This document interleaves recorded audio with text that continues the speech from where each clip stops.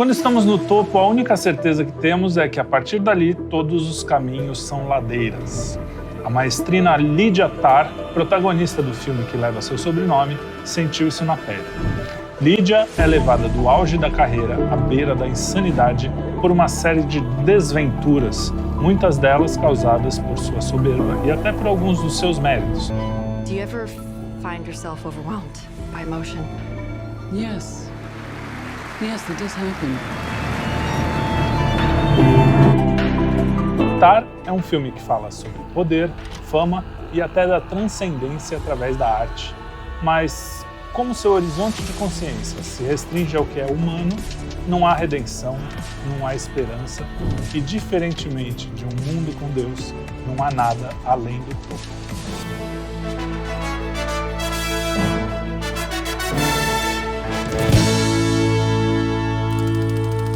É isso aí?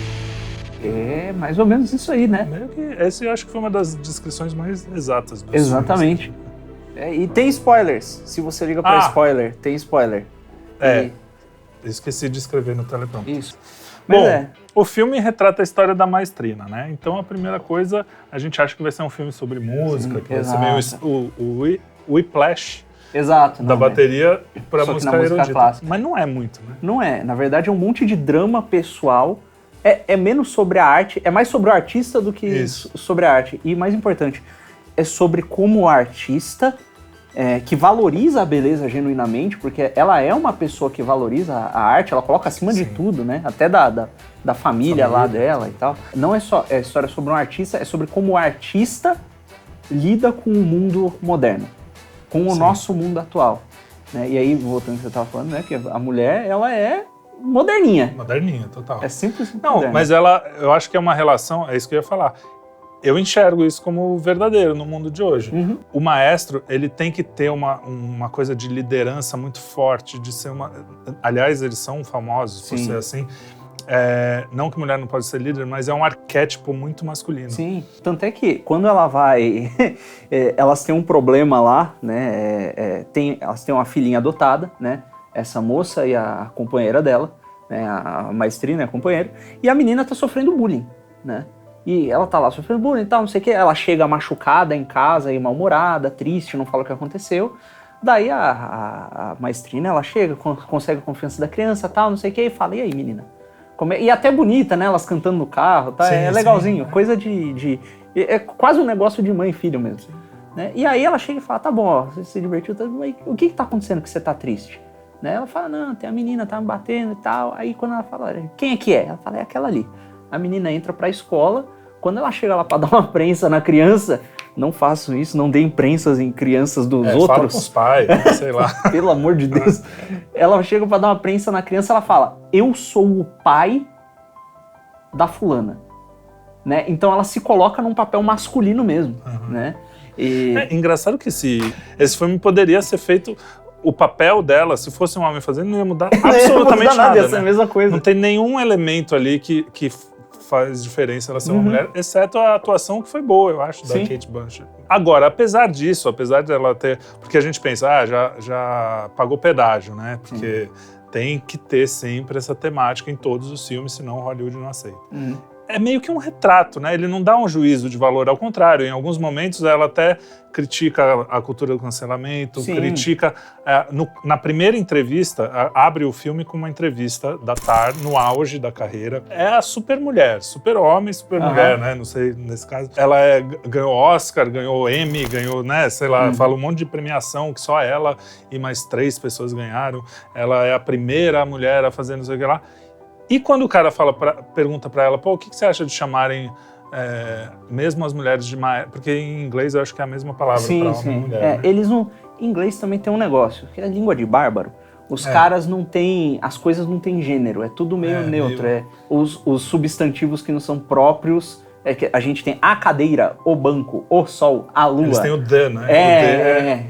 Exato. E aí ela faz até, né, a piada. Não, eu não sei por que vou chamar de maestra, de maestrina, se o astronauta não é astronete. Exatamente. E ela fala, não tem nada a ver isso, eu não fui pioneira em nada. já tiveram outras mulheres, já teve outras mulheres, inclusive ela cita pessoas reais, né, que passaram por isso, elas sim foram pioneiras. E é legal porque o diretor, na verdade, durante o filme inteiro, ele não faz um juízo de valor sobre a modernidade, mas ele faz um retrato até fiel, da assim, modernidade, do que tá acontecendo, né? Resumindo um pouco o drama dela, né, ela é uma mulher que ela tá no topo da música erudita alemã, né? No topo do topo. Exatamente. A Filarmônica de Berlim é simplesmente se não for a maior, é uma... Pô, desses grandões, tem um que não seja alemão? Os caras saíram tudo de lá, né? Então, ela tá lá no topo do topo, a maestrina da Filarmônica de Berlim, ganhou o prêmio, uma das 4 únicas pessoas que ganhou o Emmy, o Oscar, então, isso aí. Todas as coisas juntas. E ela é engraçado que ela dá exemplo, não sei quem, e Mel Brooks, que é o cara que faz humor, né? Todo mundo dá risada e tal. Além de ser maestrina, ela também dá aula em universidade, ela tem um livro dela que tá para ser lançado. Ela, assim, tá no auge. Uma loucura. E ela tem lá, com a companheira dela, ela tem uma filha, elas vivem uma vida boa e tal. É rica. Exatamente, tem dinheiro infinito. E então, ela é uma pessoa que, assim, materialmente você não vê problema nenhum na vida dela.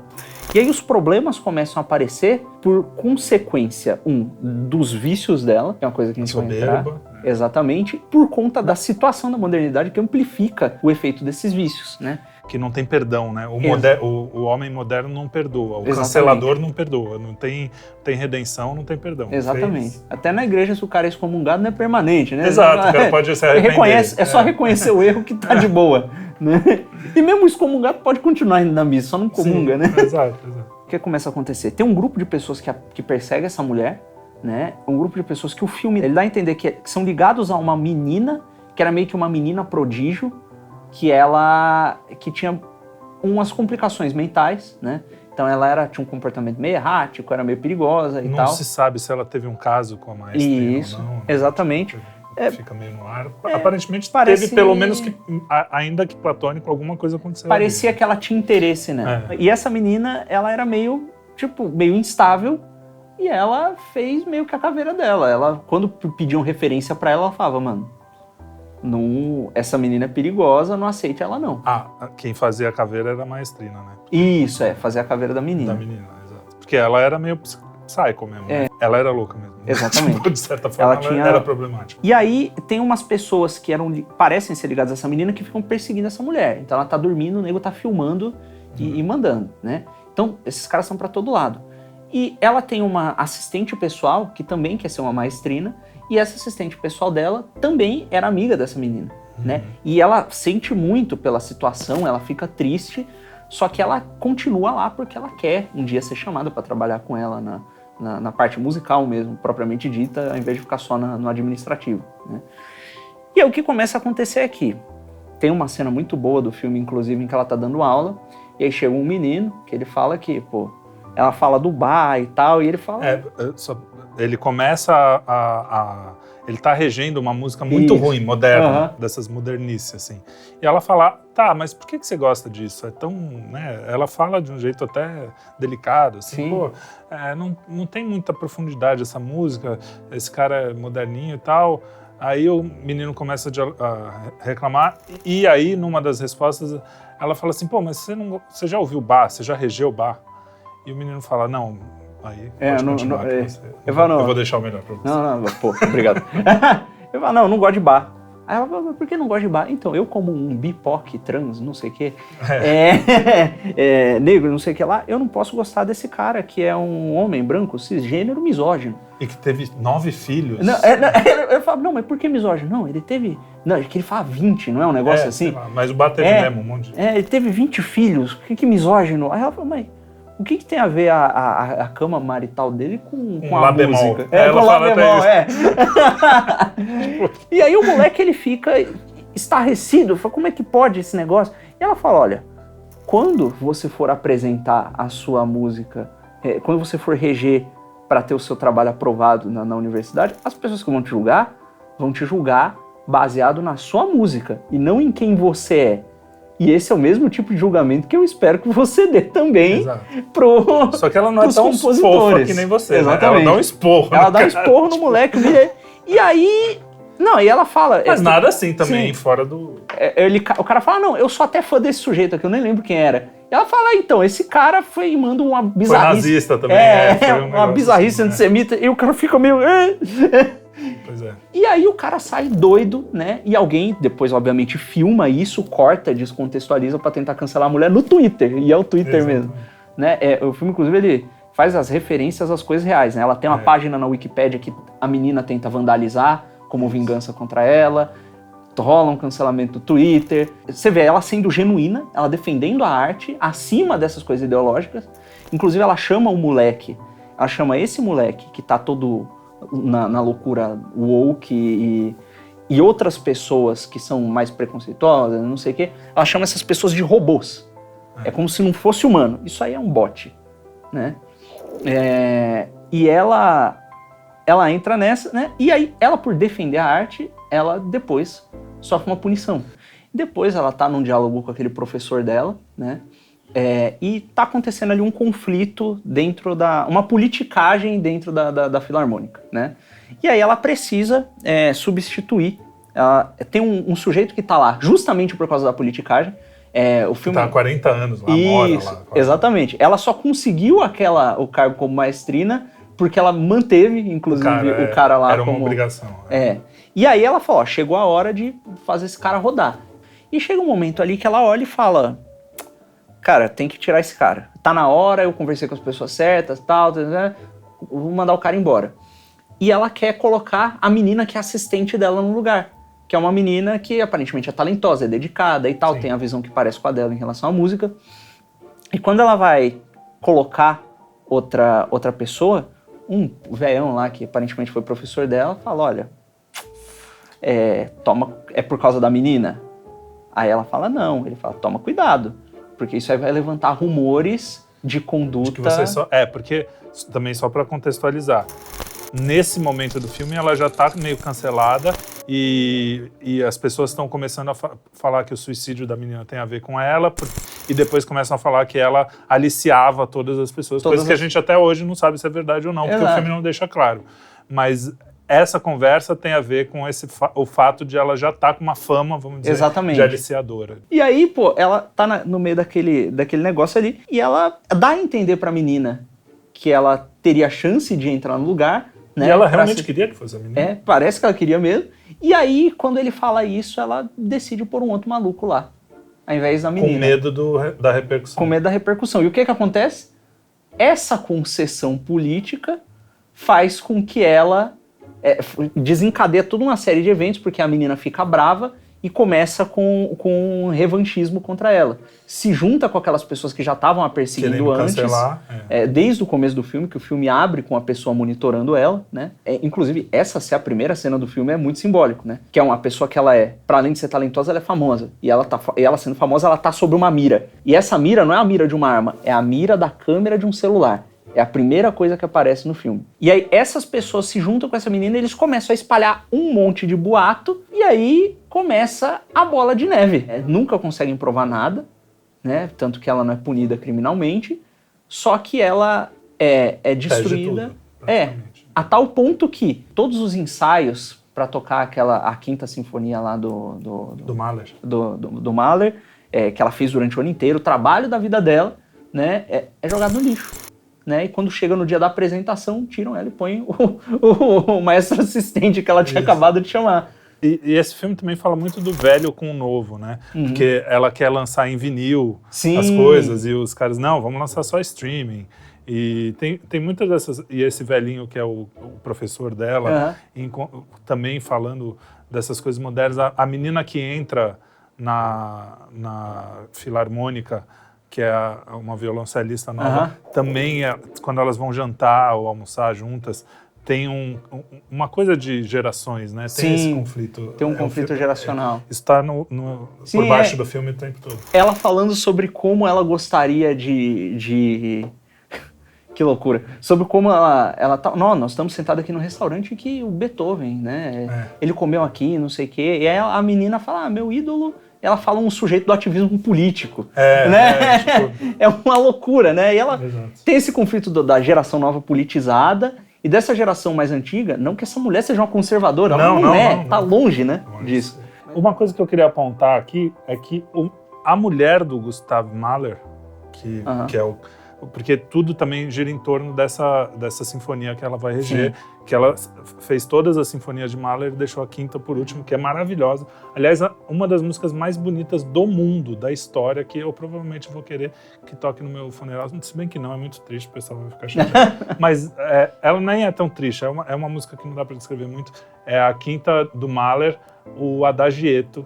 Procurem, ouçam, porque assim, é uma das coisas mais bonitas que o homem já produziu na história. E o Mahler, curiosamente, a esposa dele, que chamava Alma Schindler, Alma Mahler depois, ela foi uma pinta brava, assim. Namorou todo mundo, não sei o quê. Aí casou com ele, ficou 10 anos com ele, meio que como dona de casa, como esposa. E depois virou pinta brava de novo. Sim. E muitas feministas reclamam, e até com certa razão, que a primeira carta que o Mahler escreveu para ela, ele dizia, eu não quero que você seja compositor, porque no nosso casamento não tem lugar para 2 compositores. E ela ficou muito magoada com isso, e o casamento inteiro foi um pouco do reflexo disso, mas ela tentou ser esposa. E aí, depois que separou dele, ele morreu em 1911, mas ela separou um pouco antes, traiu ele com carinha, enfim, teve uma bagunça ali. Depois disso, ela não produziu nada também, ou seja, ela não era tão boa assim. Não tava tão envolvida. Ela viveu até os 85 anos. Se ela fosse realmente algo que estava dentro dela, que ela precisava explorar. Mas o que é interessante é que a história toda gira em torno do Mahler, que teve uma esposa que foi o antítese da principal. Outra coisa, quando ameaçam ela... da maestrina. Tem uma hora lá no filme que mandam um presente pra ela, né? É uma trollagem. O presente é um livro chamado Challenge. Eu não lembro de quem é o autor agora, mas é uma história real de uma pessoa que teve uma fé com um cara, largou o marido pra viver essa vida maluca, e largando o marido para viver essa vida maluca, essa pessoa depois escreveu a história de amor dela numa forma de romance, e ela não publicou, com medo de escandalizar o mundo. Jogou fora e depois a coisa foi publicada. Né? Eu não sei ela se ganhou de presente, eu não sabia disso. Esse livro que dão para ela logo no começo, que ela abre dentro do jatinho e joga fora, né? É o livro dessa história, foi uma ameaça. Como, a gente vai revelar... A gente sabe que você tem casos extraconjugais. Foi uma parada assim. Aí voltando, quando ela perde tudo, ela perde a carreira, a mulher que estava com ela começa a desconfiar dela, tira o filho dela, inclusive, o filho que elas adotaram, e sem mais nem menos, né? Você vê que o homem perde até quando é mulher. Exatamente. É uma piada aqui. Eu roubei do Felipe, ao vivo. Mas mesmo. E aí ela tá sem nada, e a primeira reação dela não é eu vou buscar alguma coisa mais alta, né? Porque, inclusive, ela fala no livro que ela diz que a música é o mais próximo que o ser humano consegue chegar do divino, né? Então ela coloca a música mesmo num pedestal. A primeira coisa que ela faz quando ela perde tudo ela volta para casa dos pais dela. E lá ela assiste um VHS que tem um concerto e um sujeito discursando sobre a música, que dá a entender que é uma coisa que ela viu na infância. E que dali saiu... Exatamente. E naquele momento ela toma a decisão. Ela fala, não posso largar isso aqui, né? E aí ela vai fazer música do jeito que... Do jeito que não dá. vamos dar esse último spoiler, porque... Mas é isso aí. Mas simbolicamente é interessante, porque ela vai para uma outra cultura lá no Oriente. É verdade. Ou seja, você tem um retrato da modernidade ocidental aqui, com o cancelamento, a perseguição, o caramba, os moderninhos, aquela loucura, né, os golpes. E ela tá na Alemanha ainda, né? Sim, que é o auge do wokeismo. Exato. Né? Na Alemanha, se você faz um tweet esquisito, a polícia bate na sua porta mesmo. É por causa do tweet. E ela tem apesar de ser americana no filme, se eu não me engano. Né? Ela é americana. Ela tem uma personalidade alemã, né? Fria, reta, com aquela coisa do amor pelas artes, que o alemão tem isso, né? Até o fato de se passar na Alemanha e a atriz, eu acho que ela pode ser uma espécie de metáfora do que é a Alemanha, né? Sim. Porque tá apanhando... E é engraçado, ela tá em contato com o professor, o velhão, que é um cara que viveu o tempo da guerra. E ele fala, cara, isso que tá acontecendo aqui, essa patrulha, parece com a paranoia da desnazificação da Alemanha, em que você não precisava ser nazi. Era só os caras acharem que você parecia, e você já era levado. Exatamente. E ela tá no centro dessa loucura toda ali na Alemanha, e quando dá merda, né, ela tá no pináculo do que é o Ocidente atualmente, com seus vícios, né, e ela vai pro Oriente. Porque lá ninguém liga pra essa parada que aconteceu com ela. Sim, sim. E lá, por mais que ninguém ligue, ela entra em contato com umas coisas desgostosas, né? Que ela vê lá as meninas. E ela vê que as meninas, elas não são tratadas por nomes e por números. É como se tivesse uma vitrine de mulher massagem. Ela... Se bem que tem o Tinder aqui, né? É tão ruim quanto, Exato. né? Pelo menos tem nome. Né? Então, o que eu achei, pra finalizar aqui, que a gente até meio que se estendeu, é que é um filme como... A maioria dos filmes modernos, ele não tem esperança, não tem redenção, porque falta o elemento maior, que seria o transcendente, não só no limite do humano, que é o que eles falam, a música realmente é uma coisa transcendente, apesar de ser humana. Sim. Né?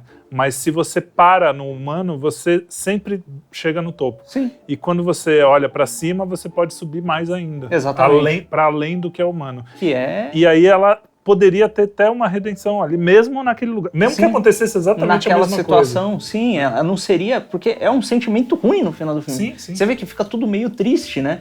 Então, ela não é um Marte. Ela fracassou só. Sim, sim. Só... Então, é uma visão muito moderna e materialista, né? Exatamente. Ela perdeu o material, poderia ter encontrado o espiritual, ainda que fosse no Oriente, né? Porque sim. o Oriente tem essa onda agora. Mas é o mesmo filme, poderia ser o mesmo filme, a mesma coisa que eu falei de outro filme aqui. Sim. Só que com uma coisa um pouco mais esperançosa no sentido, tá bom, materialmente eu perdi muita coisa, mas a música, por exemplo, tá aqui. E é uma música que a música vem de um lugar que é maior que eu e que tudo bem. E que negócio é esse que faz a música ser bela? O que é essa tal dessa beleza que tá na música e que tá em outros lugares, né? Se ela fosse além, se ela fosse pro transcendente, ela ia encontrar mesmo, né? Eu acho. Um negócio que é bem maior. Na série Mad Men, que tem o Don Draper, que eu queria ser, inclusive, o Don Draper, porque ele é muito elegante. Queria me vestir como ele, pelo menos. É a mesma solução. Ele encontra a espiritualidade, a verdade no Oriente, que é uma coisa que é muito comum hoje. Sim, o cara sai correndo para lá e, nesse caso, por condições materiais mesmo, né? Porque lá tem menos censura. Os caras estão... Quer dizer, tem censura, mas é de outro tipo. É outro tipo de censura. Não é essa patrulha. Social. Exato. Quer dizer, bom, enfim, vocês entenderam. E ela vai para lá e aí o que... no final, ela tá lá regendo... Na Tailândia. Um lugar esquisito. Ela tá lá regendo uma trilha sonora, uma orquestra de anime, de jogo, um negócio assim. Tipo, eles passam o anime e ela rege a orquestra ao vivo. Exato. Assim. O pessoal tudo vestido de coelhinho, cosplay, de cosplay. Uns negócios esquisitos. E aí, o que o locutor da abertura do negócio diz homens, vocês irão desembarcar agora e não esperem encontrar nada além do novo mundo. Né? Não deixe que ninguém te julgue. Então, é literalmente essa coisa do sujeito do Oriente, do mesmo jeito que quando deu o Chabu na Europa, né? O pessoal saiu correndo de lá e colonizou as Américas e tal, e aqui se fez uma nova cristandade, aqui era um novo mundo. Parece que os ocidentais que fogem do Ocidente estão indo para o Oriente ou enxergando como um novo mundo, da mesma forma que os europeus desesperados que fugiam da Europa para as Américas, né? Então tem essa coisa simbólica ali também no meio. Né? Muito interessante. Eu gostei do filme, achei que é um bom filme. Não sei se leva a Oscar, também não tenho nem capacidade de falar o que leva e o que não leva. Mas é um filme que entretém, não é imperdível, mas entretém. E é um retrato, é o que você falou. Não fala que é bom, não fala que é ruim, mas fala assim, o mundo tá mais ou menos assim. É um retrato. Tá certo que, se você for olhar, né, ele trata essas relações, essas famílias alternativas como normais. Tem todos os pressupostos modernos estão lá. Estão né? lá, exato. Então, mas é porque é assim mesmo. Né? Mas até isso, tipo, não é uma família perfeita. Sim. Elas sendo... Porque o que acontece? As minorias, elas sempre são retratadas como a parte boa da coisa, né? E aqui não, ela é retratada como um ser humano que, tá ali. E eu achei curioso o fato da filha chamar ela pelo nome, né? Não chama de mãe. Ela não chama de mãe. Nem de mãe, nem de pai. É um filme que também tem o espírito do tempo e também tem o niilismo, assim. Acaba aí, a gente é homem, se você tá sem o material, ferrou. Mas é um bom filme. Eu achei legal. É um retrato meio honesto das coisas. Agora, você sabia que o Stanley Kubrick, Charles Chaplin, Orson Welles, Jean-Luc Godard e Alfred Hitchcock nunca receberam um Oscar? Não sabia. São os maiores gênios do cinema e alguns receberam prêmios honorários, mas nunca o Oscar. Caramba! Em compensação, o Walt Disney foi o homem que ganhou mais Oscars na história, o diretor, né? E também conseguiu a façanha de ser indicado por 22 anos consecutivos. 22? 22 anos. Vota e confirma. Disney também foi indiretamente responsável por uma das maiores vergonhas alheias da história do Oscar. O ano em que a Branca de Neve apresentou a premiação. E, aliás, apresentou sem a autorização da Disney, que processou a academia. A academia só se ferrou. O cara que fez a dancinha lá, que foi um horror, que todo mundo achou um fiasco, é o cara que fez Grease, e dizem que ele era meio excêntrico, assim, e a dancinha é horrível. É um negócio assim, vergonha alheia. E também o Disney, então, é um cara que está sempre ali no Oscar para o bem e para o mal, né? Que loucura. Legal. Isso aí. Muito obrigado por nos acompanhar nesse papo sobre os filmes do Oscar. E eu não sei se esse vai ser o último aí pro ar, mas é o último que estamos gravando. Foi um prazer estar com vocês aqui falando sobre esses filmes. Eu me diverti bastante. Eu achei legal. Só tem um protesto, eu só peguei o filme longo.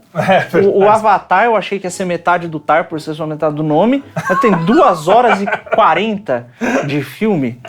O Avatar, 3 horas e meia. Você pegou o Ava e o Tar. Eu peguei Então é isso aí, muito obrigado e até o próximo qualquer coisa. Até o próximo especial. Talvez a gente faça um especial de filmes mais pra frente. Especial canais de música infantil. Você fica com a galinha pintadinha, eu fico com o Bob Zoom. Boa. Mas, aliás, comentem se vocês gostaram, se vocês não gostaram, porque a gente fica sabendo faz mais ou não faz, entendeu? Isso. Então, é isso aí, aquele abraço. Até a próxima. O Bob Zoom é comunista? Não sei. Pega uns clickbait. Qual clickbait?